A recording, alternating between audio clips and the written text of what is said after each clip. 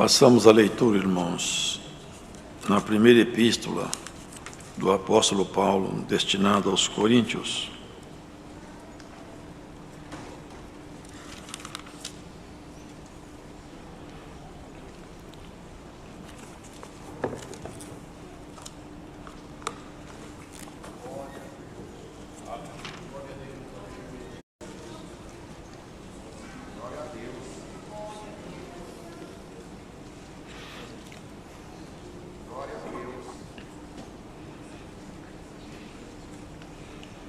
Nessa epístola, o apóstolo vem discorrendo sobre os dons.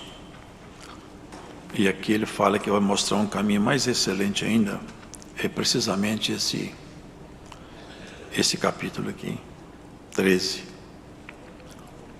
Ainda que eu falasse as línguas dos homens e dos anjos, e não tivesse caridade, seria como um metal que soa, ou como o sino que tine.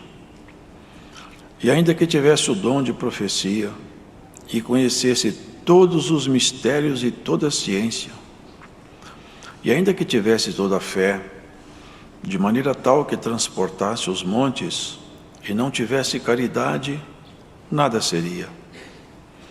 E ainda que distribuísse toda a minha fortuna para sustento dos pobres, e ainda que entregasse o meu corpo para ser queimado, e não tivesse caridade, nada disso me aproveitaria. A caridade é sofredora, é benigna. A caridade não é invejosa. A caridade não trata com leviandade, não se ensoberbece, não se porta com indecência, não busca os seus interesses, não se irrita, não suspeita mal, não folga com a injustiça, mas folga com a verdade. Tudo sofre, tudo crê, tudo espera, tudo suporta. A caridade nunca falha, mas havendo profecias, serão aniquiladas.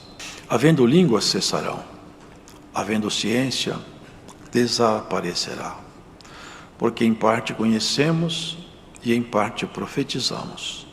Mas quando vier o que é perfeito, então o que é em parte será aniquilado.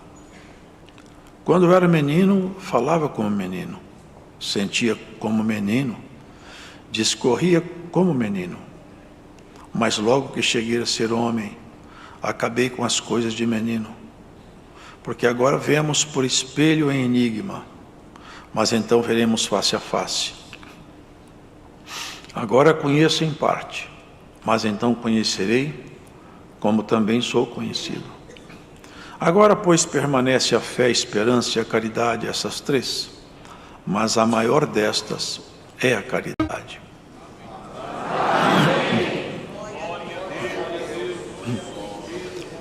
A exposição do apóstolo Paulo é isso, que pelo Espírito Santo, ele era impulsionado a escrever essas cartas e por elas formar no corpo da igreja os valores definitivos do cristianismo, isto é, que Cristo se forme em cada um.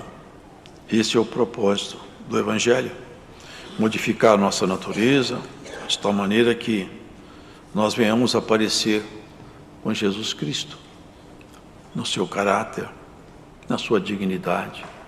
Esse é o propósito. O Evangelho é para isso. O Evangelho não foi trazido para criar nenhum ser, nenhum cristão.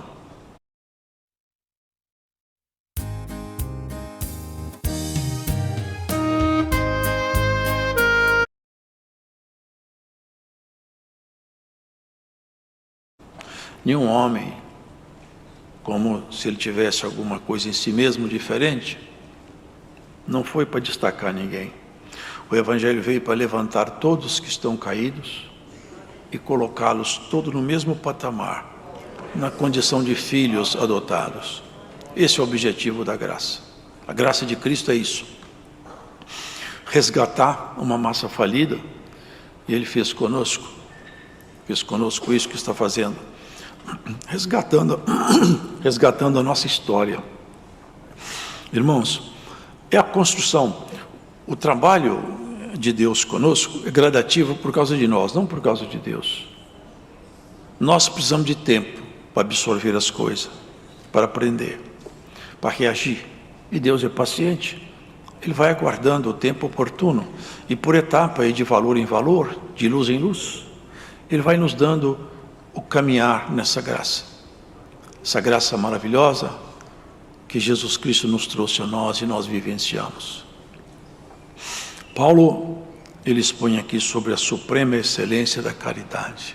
Caridade, os irmãos sabem, é o amor num padrão celestial.